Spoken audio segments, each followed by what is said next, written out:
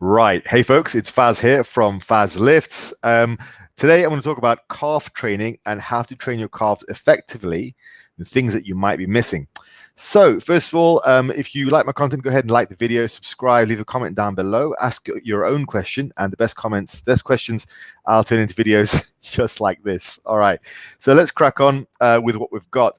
Firstly, I had this question come in about calf training, and where are we? Here we go.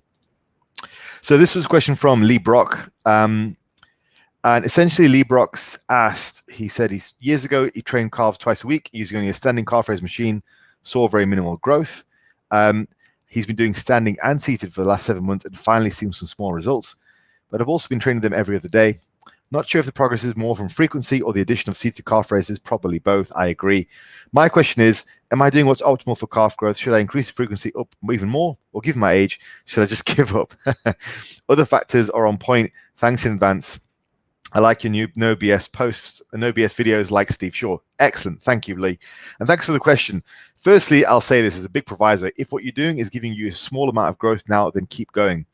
Here's what I would say as a big summary is keep the frequency about where it's at. Twice a week, I think, is pretty reasonable. A combination of standing and seated does work. I want to talk to you a little bit about what I do and something that I feel is a bit of a missed opportunity. So I've got some pretty decent calves.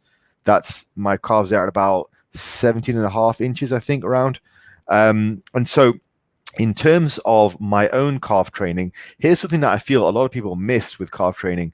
And I want to talk about the stretch reflex.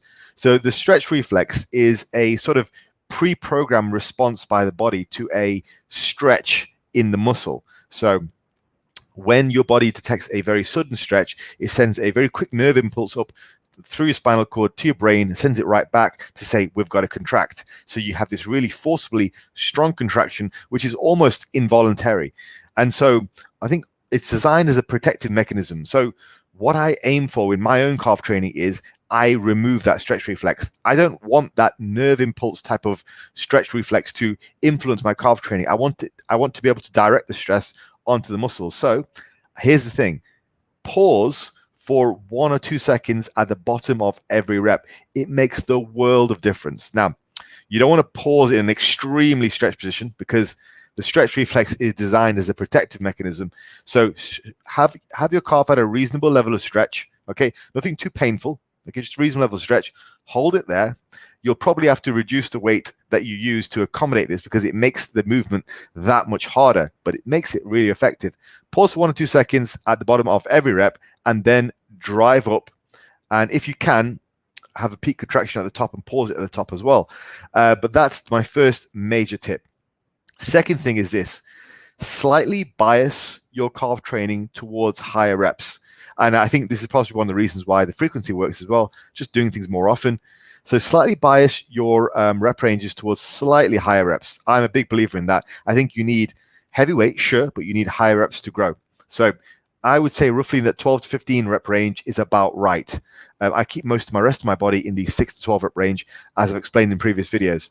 So your calf muscles are composed of the types of muscles which are slightly biased more towards endurance, which you'd suspect would be true just from the way it's function. So slightly bias your repetition ranges to a little bit higher to about 12 to 15, and combine that with a pause at the bottom. You are in for a world of pain, but the calf training will work. I would continue with the standing and the seated variations. I think that's very important to hit both parts of the calf muscle very effectively. But those would be my 2 extra tips for calf training. 1, eliminate the stretch reflex as much as you can by providing a 1 or 2 second pause at the bottom. And 2, keep your reps a little bit on the higher side, but use a lot of weight. All right, as much as you can handle for those 12, 15 reps. Your calves will burn. Let me know how you get on with that, and I'll call it there. Thanks very much.